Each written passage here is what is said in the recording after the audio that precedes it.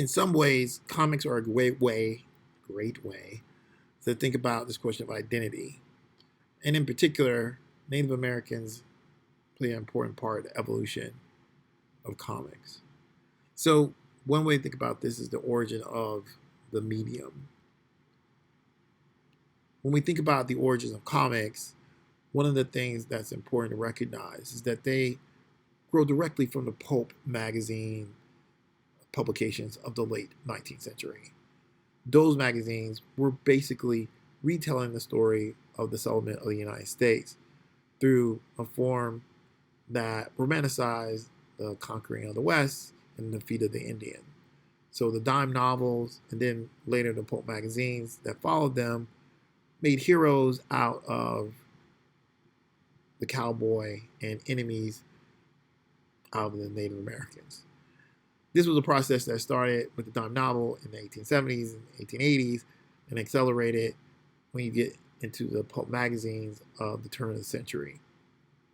Now, this romanticization of the frontier was very important to the early 20th century, and key figures in the national monomyth, people like Theodore Roosevelt, the guy you see on the right, that's a young picture of Theodore Roosevelt. Most of the time when you see him, he's older, venerated the West and the conquering of the West.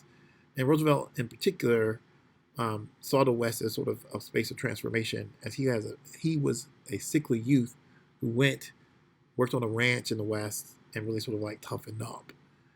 But his experience is really emblematic of a broader experience that the country as a whole romanticized through popular culture.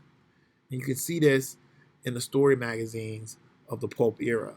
So something like the Argosy, thing on the left, tended to take adventure stories very much rooted in the American settlement process, right?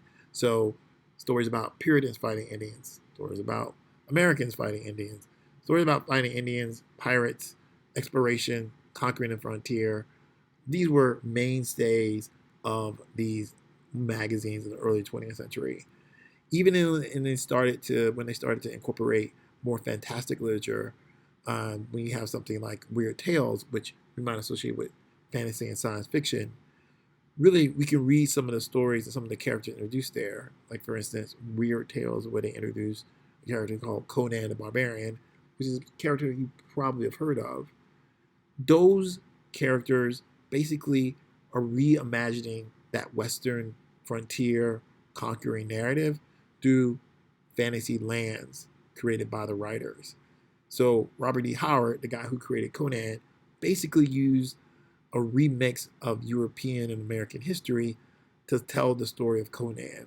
And so the lands that he wrote about in the Conan's story world were actually allegories to Europe, the American West, Africa, so on and so forth. So even if the story wasn't necessarily explicitly about cowboy and Indians, and there were stories about cowboys and Indians, the story was still about cowboy and Indians. So that becomes like a background that's inescapable as the genre that is comics introduced in the pages of Action Comic #1, as you well know, is still sort of like entangled with, because many of the people who wrote those pulp stories, those adventure stories starring cowboys and Indians and pirates and things like that, or jungle tales and things like that, these are the same people who are going to port over and write comic book stories. So they sort of cut their teeth and got their experience writing these very classic adventure stories that are aimed at celebrating, rehabilitating, and retelling over and over again that frontier story, where the alien other is conquered and a sort of white civilizing force makes the world better. So that's the backdrop. And as we'll see, when we start thinking about some of the comic book formats that persist, we have to keep in mind that is in fact in the background. So hold on, I'm coming at you again with another video.